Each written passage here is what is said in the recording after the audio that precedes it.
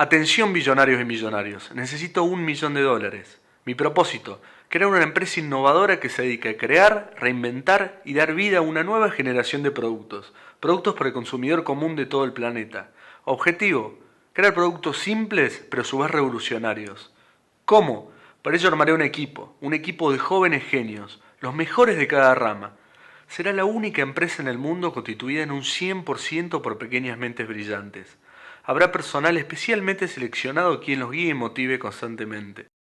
Considero que $1.000.000 es una cifra considerable para comenzar.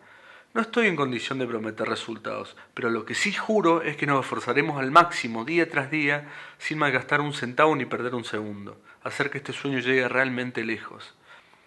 Mi nombre es Matías y también soy un genio creativo. Algunos ejemplos de las ideas en las cuales trabajo son revolucionar la telefonía fija por completo, crear un nuevo sistema de propulsión autónomo gratuito y sin límite de kilometraje para vehículos, sacando el motor y baterías de lado, energía ilimitada, multiplicar miles de veces la energía a través de un simple mecanismo, etc. La lista es larga y ambiciosa, proyectos a corto plazo.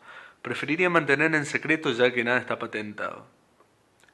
Imaginen por un segundo lo que un grupo de genios guiados y enfocados en un propósito podrían lograr. ¿Ha sido joven? ¿Ha tenido un sueño?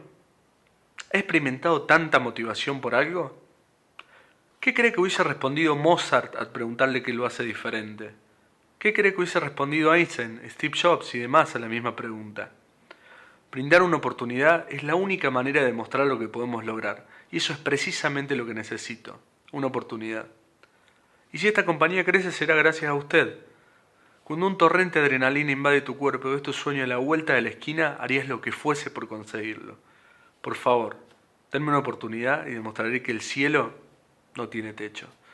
Podrán donar el dinero o hacer cualquier tipo de preguntas contactándose a... Muchas gracias por su tiempo y atención.